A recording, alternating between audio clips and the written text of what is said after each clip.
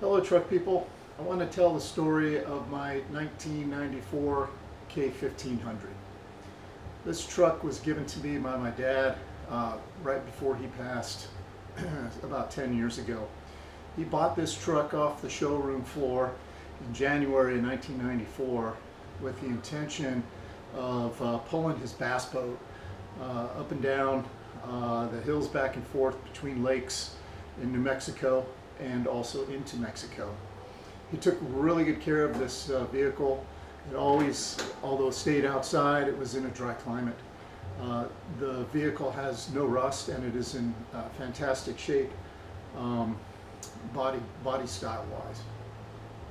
But in 1994, they were still installing the old throttle body TBI with those really poor flowing heads, the TBI heads that could only produce about 185 horsepower.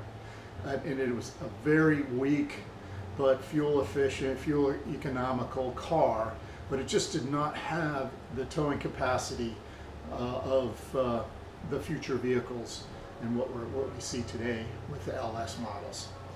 Back in '96, they transitioned from ODB1 to ODB2 and put 330 horsepower Vortex in, and then from there we progressed to the LS series, from the LT to LS series, and now trucks are fantastic. But back then, those motors, those old 350 TBI motors, were really bad. So a decision to make. I bought a fifth wheel. It was about close to, in total, 8,000 pounds potential capacity.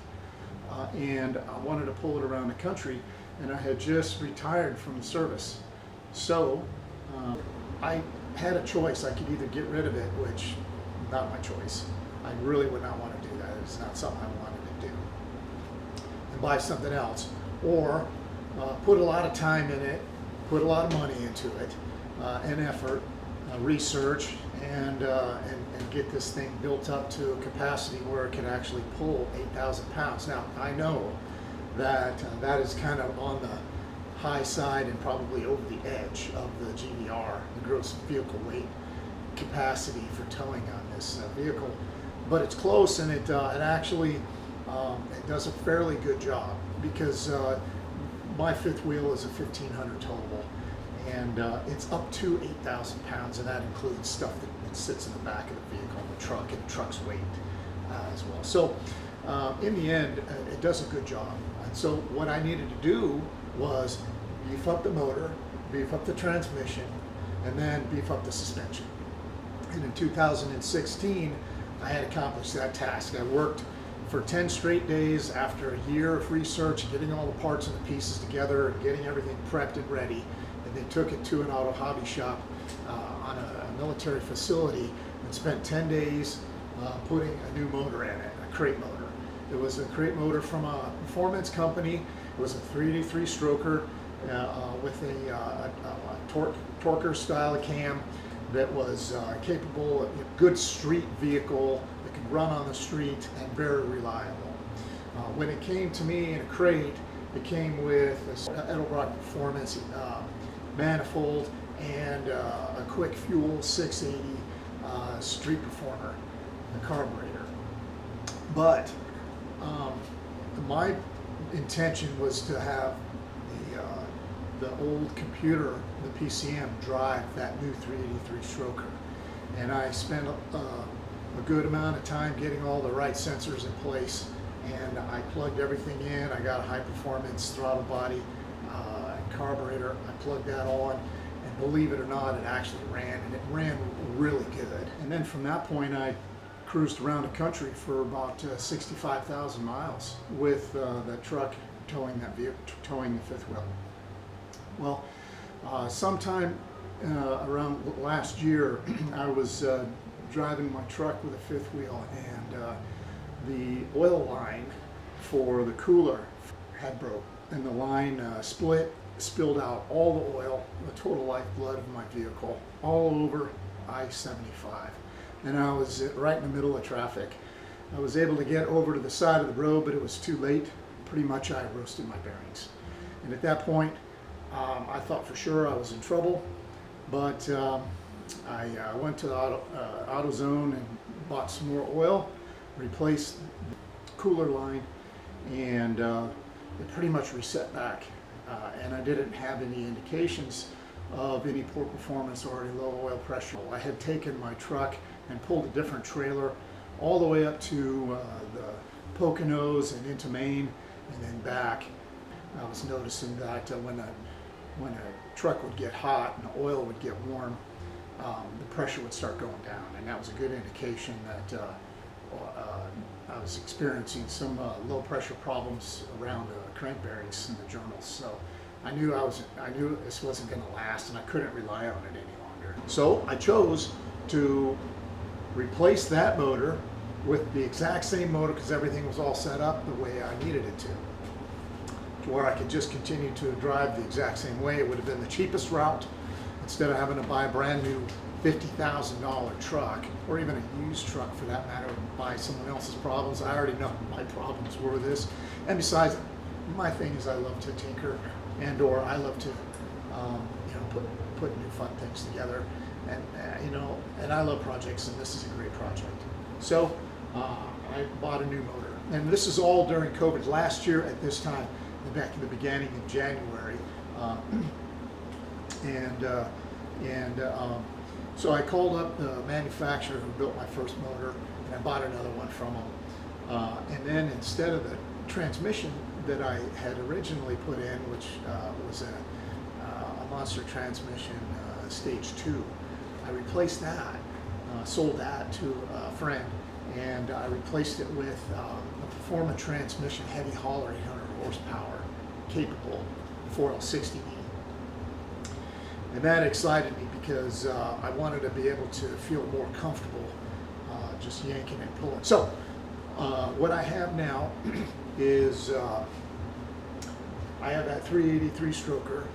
It's brand spanking new. It's got 25 miles on it, maybe 30 at the most. I've got the 800 horsepower capable 4L60E that performance transmission built. And another really important feature is the gear vented gear splitter. Also, I have airbags in the back and a super spring to be able to support the weight of the bearing in the back. And in addition to that, I have brakes, a new set of brakes, very high performance, heavy duty brakes. It's a new master cylinder, new set of rotors, and a new set of brake pads to go up front there. The reason why I wanted to do that was because I had the mushy brakes. So I went to the Little Shop of Horrors. I bought their heavy duty brake kit for the 1994 K1500.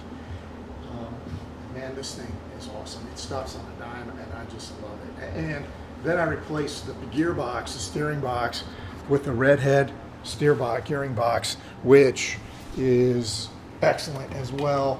And these things are guaranteed. This thing is guaranteed, as you can see, the Redhead gearbox there, with a new power steering pump. These things are guaranteed, definitely not to play. And man, I just replaced that about 2-3 years ago with just a replacement, AutoZone replacement, Dorman or whatever. And it was doing the same thing, actually worse than the first one, the factory, with all the steering play. And so I just decided to replace it, get one that really works great, and send that one back out. And I love it. It works great. It feels like it's a brand spanking new truck off the assembly line. So my dilemma was that, hey, I'm going to drive this thing with my PCM, and what I did do is I changed the manifold to the Edelbrock Performance, E-Performance manifold, and I sat on top of that my TBI throttle body, which was an upgraded version from 63 millimeter throttle body bore. That started, everything worked great for about 3 minutes, and then it grounded out. And the PCM would not register fuel to the fuel injectors, and then my troubles began. And at that point, I went through a series of really long, painstaking troubleshooting processes. I literally learned every wire, every wiring diagram. But after I think I found what the problem was, which was a grounding issue, I came to grips with the fact that I didn't want to use the PCM anymore for a couple of reasons. First, it was out of date. And although it really runs very efficiently, I don't think it did a very good job of being able to run the power of the 383 stroke, or give the capacity that it needed. And then secondly, I couldn't tune it. And I, sometimes I get these great ideas, and then I'm like, oh man, this is so good. I just want to do it right now, but I wasn't ready for that. Instead, I'm going to take my time and install a Holley Terminator X, their Stealthy FI, with dual spark ignition, and that way I can manage it a little bit better. Yeah, I'm going to have to do a lot of learning on how to program it, but I definitely have the ability to learn how to do that. And there's a lot of YouTube work out there, and there's a lot of folks who are really versed on how to actually tune. So if I screw it up, there's always somebody I can go to. But in the end, it also does self-learning, and it should be where I need it to be. I'm not running this thing on the track, so I don't have to have everything in perfection. I do not have to have volumetric efficiency squared away to perfection, and all the little nuances that I can add, I can tune. Bottom line is, I want to be able to step into the new generation with new technology, good capabilities, long duration, reliability, and have a lot of fun doing it. So, in the meantime, in an interim, phase one is that I took that quick fuel carburetor that came with the first motor and the Edelbrock manifold, and I put it on the 383 stroker. So now what I'm driving this motor with is this quick fuel SS 680-PV. PV stands for power valve. And it's streeter strip, 680 CFM. It has primary and a secondary, and the secondaries are vacuum, and it works really good. I'm also tuning it with two oxygen sensors, so I've got air-fuel ratio monitoring both banks, my left and my right side, and I can see all of that in play. And that, to me, is really exciting. I'm going to give you a rundown of all the specifications of the motor, and all that is right here. That's exactly what's inside my crate motor, my 383 stroker crate motor. It's called a cruiser, and it's a good little motor. And this is all the specifications for my 800 horsepower heavy hauler 4L60. So let me just kind of take a real quick look. We'll go through a tour here real fast of what sits on top. The main intent of this truck is reliability and to manage heavy heat where this thing is cooking all day long and pulling. So it's going to have to perform, and it gets hot. So everything you see here is all heat shielded from excessive heat. That is wiring, that is fuel, my brake banks, all of the braking systems, air conditioning, and any lines, wires, etc. that are close to the headers. These headers get really hot. Sometimes they're close to cherry hot if they're hauling. If I'm pulling up the hill. So, there's a quick fuel SS 680 PV carburetor. I had to do a little bit of adaptation for the throttle linkage. I bought a bracket from Holley and then modified it because the 1994 and earlier throttle pedals all have a spring on them. I didn't want to add an additional spring. They usually call for 2 springs, and it's not necessary. I don't need it.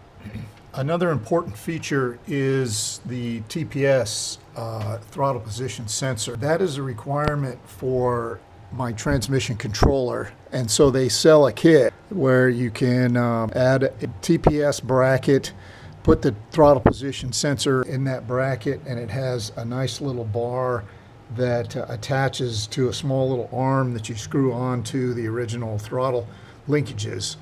In addition to, on the carburetor, in addition to having my TPS, I also wanted cruise control. So I drilled in a larger hole where the cruise control connector would attach to a small ball, a bracket for my throttle and for my cruise control. I created this bracket. I originally bought Edelbrock bracket for this, and then I went in and did some welding, put 2 brackets together to make it fit the way I wanted it. And therefore it functions very nicely, very properly, exactly the way I need it. The settings are perfect. So it gives me a full throw on throttle, and it also gives me full throw for the cruise control. Now the cruise control, I really wanted that because it's very important when you're just cruising, but it's functioning properly like it should. The headers are Hedman headers. They're very heavy duty headers. I used this on my initial first 383 stroker, and they work well. They're exceptionally heavy duty. They don't crack or break like I had 2 other Patriot headers do. So I haven't gone through these Hedman. They've been working well. They seal properly, and I don't have any errors in my oxygen sensors. So very nice, and they're ceramic coated inside and out. This is a stock air conditioner. Always important to have it. It's functioning right. I didn't want to break the system. I want to keep my AC on. I've got a 200 amp alternator here instead of the stock 120. Also, I have transmission cooler. This is a Hayden 2000 transmission cooler. It is what they put on the 3500s for the Rams. In addition to that, I also have a transmission cooler fan on the outside, which pushes air onto the transmission cooler, and also on the inside. You may be able to see it in there. Get my camera in there.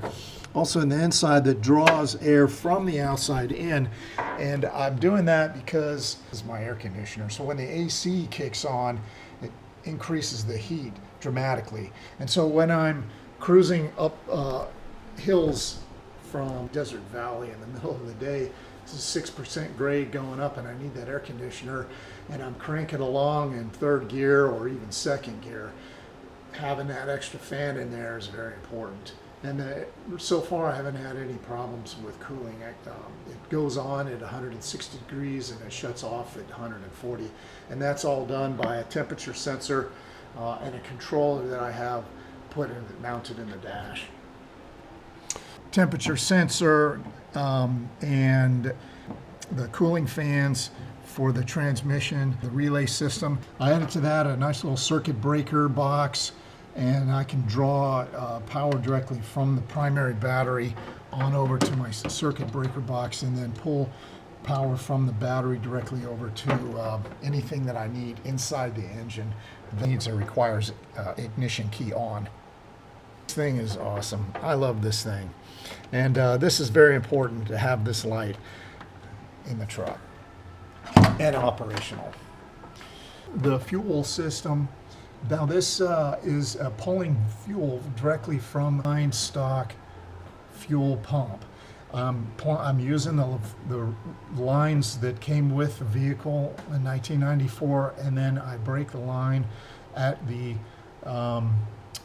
fuel filter, and at that point then I change from hard line to flex line, and then from that I bring that flex line up and right over on the other side of the drum for the intake there, and then I've got outflow back to the tank, so it's constant circulation back to the tank, and that's this one right here.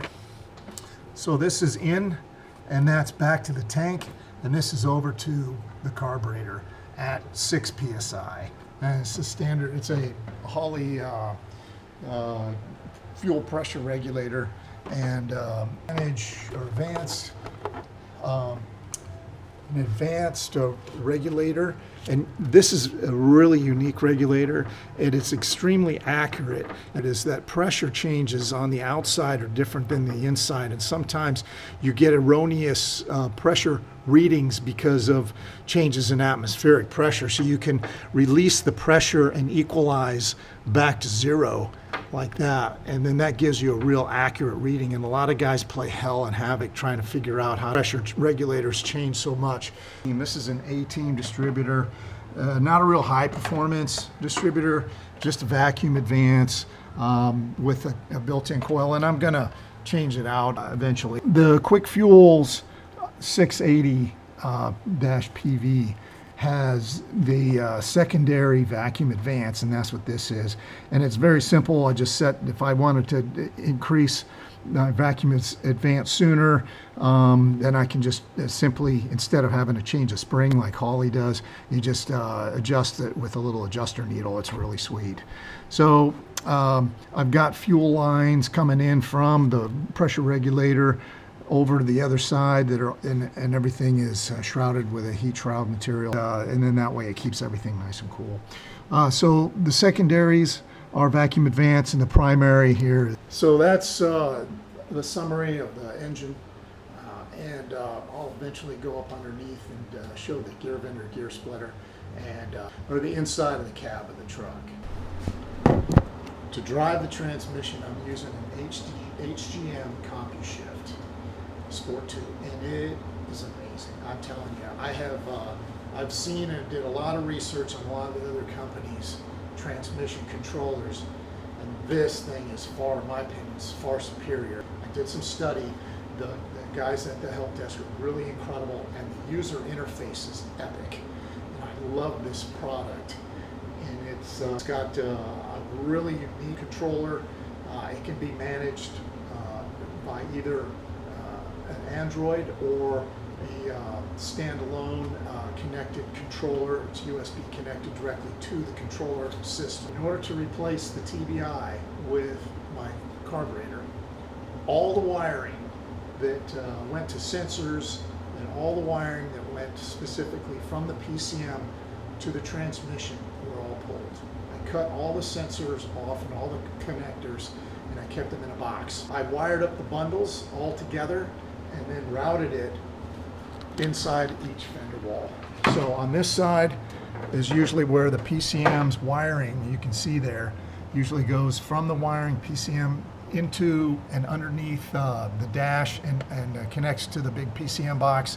I took all that wiring bundle and I tucked it right there in the back side. And then the transmission bundling, I did the same thing right there. So everything's tucked away, all enclosed and heat shrink so that the wiring can't be corroded or touch anything. And so they're all tucked away nice and neat. So the HGM CompuShift drives the transmission, and I have the ability, which is CompuShift, it's so amazing. I have two tables that I can run. So I run a regular table and then a tow haul mode, and I can activate it with a button. I also have the ability to, on the fly, activate lockout on the torque converter. So if I'm, let's say, pulling in second gear and I'm climbing up a mountain, I'm slipping because I don't have, the torque converter slipping because I don't have lockout activated, and that creates a lot of heat. So the motor has enough torque, 3,000 RPM, to pull that in second gear all the way up, so I can activate and lock out the torque converter in second gear if I want, or whenever I want. And so that is a great feature, and I can disconnect it when I need to as well. I can also make adjustments when I want that torque converter to activate lockout based on throttle position, when I shift based on throttle position and RPM, pressure, and all those other great things. I'm just very excited about the HGM CompuShift. It's a super neat product. Inside the cab of the truck, it's a stock, basically looking truck. I haven't changed the dash. I haven't done anything with the radios. I didn't want that kind of look I'd much rather have kept it what it looked like coming off the showroom floor. So this is what this typical old 1994 front dash, except a few interesting things. This is the gear vendor gear splitter activation lights. When it's green, it's set up for overdrive, and when it's not, the lights don't show. I can either activate my gear vendor gear splitter in manual or automatic mode, and I've added 4 USB fast charge ports. Also, I have added to ashtray, I've added my air fuel ratio gauge, which is and I also had to install a trailer brake. So that's my trailer brake system right here. And so also with the addition to the CompuShift's controller, I can now activate tow haul mode, so I can change the settings on the transmission right here from a switch. So if I go from A tables to B tables, and if I want, I can activate the torque converter's lockout mode by pushing the button, so I can lock out in any gear I want by activating the switch. That's a really handy feature. Right here on this side is the controller for the transmission's fans. So there's a thermostat that goes into the pan that I drilled a hole in the pan, and the thermostat sits in there, and the wire runs up under the dash. And then when it transmits 160 degrees to my controller, it activates an internal relay that sends a signal over to that relay that I showed you earlier at the front of the hood on the right hand side, the radiator overflow tank, and then it turns the fans on. At 140 degrees, it shuts them back off. I also added back in here, you can't see it because the panel's on, but another set of fuses in addition to the primary fuses that are here in place. So with the fuse box here, you may be able to see that I have added additional jumpers. One set of jumpers for the gear vendor gear splitter, and another set of jumpers for the HGM's CompuShift, and that way I'm able to run specifically from onboard system power for my transmission controller. So my transmission controller is right here, and I mounted it right inside the box. So you just, when if you want, you can just pull this thing up, the cup holder, and then you've got vacant space down there. So I used that vacant space to my advantage, and I just mounted the controller. That USB cable is what runs to my little handheld transmission readout, which is very handy. A very nice function, very nice feature to have. So this is the transmission controller readout, and it's a nice little controller box. It tells the vitals of the transmission. Very functional, and I can tune a little bit with this as well, or I can Bluetooth to the controller itself with an Android, and then use the app to maintain control. I can save the settings. I can on the fly make changes to the transmission's settings, and then also save those and download those files along with logging my transmission's actions and activities. So it's a very functional and capable platform. All right, that thing just plugs right back in there, and then you have no idea that I've got a controller deep down inside here. Now the wiring runs right through the tunnel. You can't see it from here, but it goes right, the wiring goes right into the tunnel up underneath the console, so you can't see it, and the wiring then is connected directly to the transmission. That's the inside of the cab of my truck. You've seen the top business end of my truck, but let's take a quick look at the lower business end of the truck. It's just as impressive as far as I'm concerned. There was a lot of work that was done under the truck. It's got a dual exhaust with an H-pipe. All of the exhaust is a high, heavy-duty 1/8 inch steel. and it's all ceramic coated and then covered with titanium wrap. And it extends all the way out back past the fuel tank, up over the axle, and then onto the left side behind the rear tire. Let's take a quick walk under the truck. From the back to the front, I've got the dual exhaust set up. That's those are both live from one left and right bank, and then it goes up underneath, and I've got the airbags set up. You can see that, and the airbags are activated by a port that I can fill one here. So that's the left side, and over there is the right side. And usually I put about 20 pounds in when I've got the trailer, the fifth wheel, connected to the back of the pin. And it goes heads further back to dual exhaust set of mufflers there.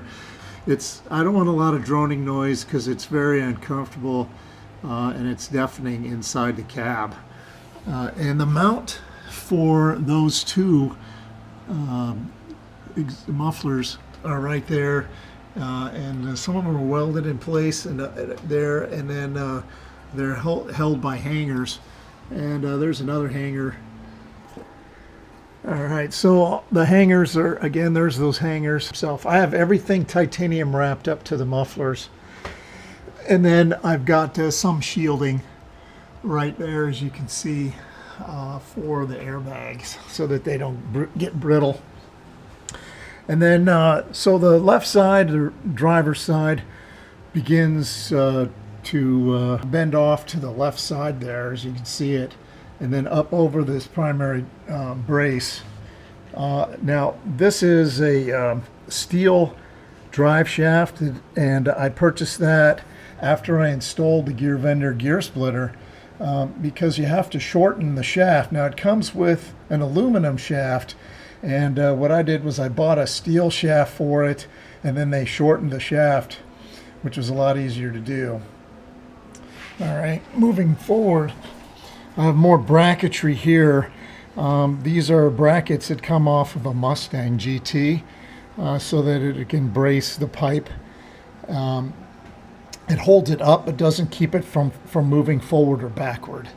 What moves it, keeps it from moving backwards, this is one of them right there. That's one point.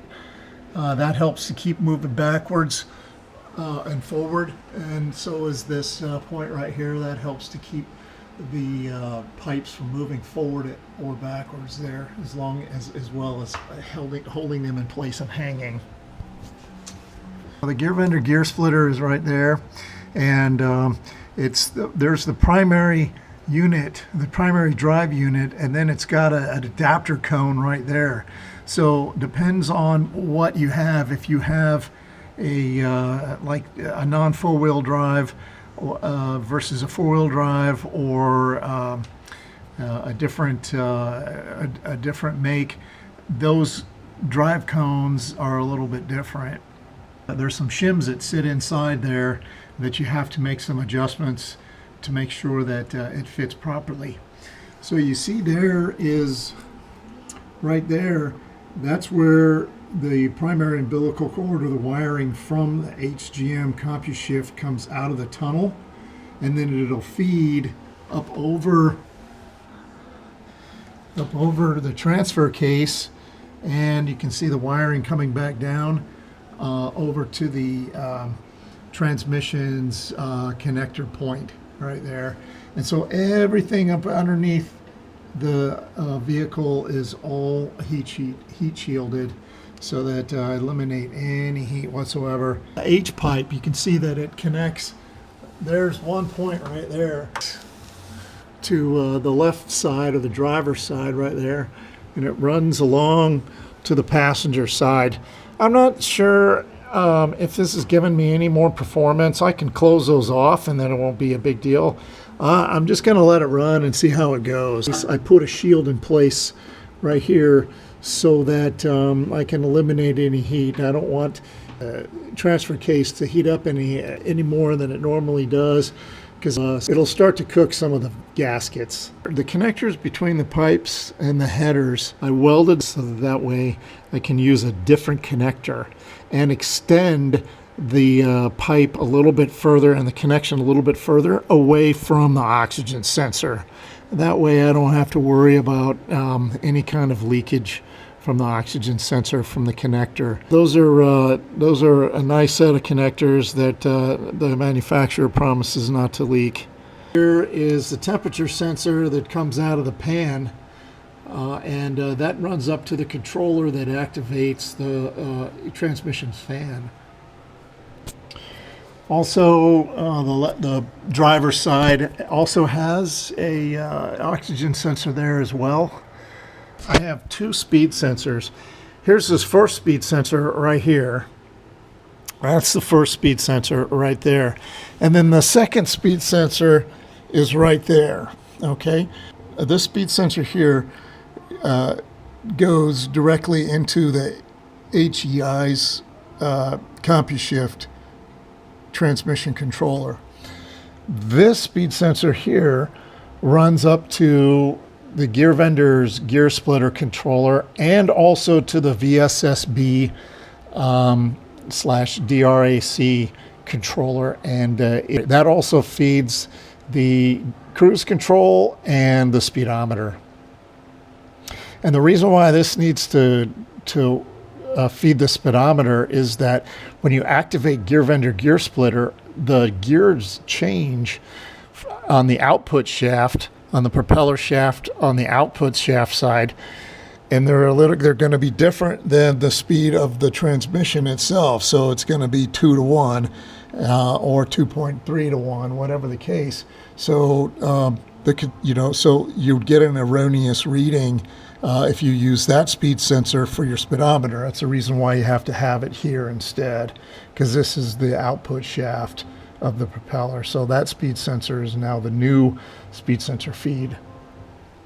I'm going to be posting on YouTube the installation of the components progressively throughout the entire build, from the time that I received the motor and transmission to the time that I just got it finished and it went through operational testing and evaluation. Well, truck people, I appreciate you letting me share a little bit of the history of my truck. It's been in the family ever since it came off the showroom floor, and I'm very happy that I have the opportunity to share with you some of the activities that I have gone through, and some of the upgrades that I have accomplished throughout its history.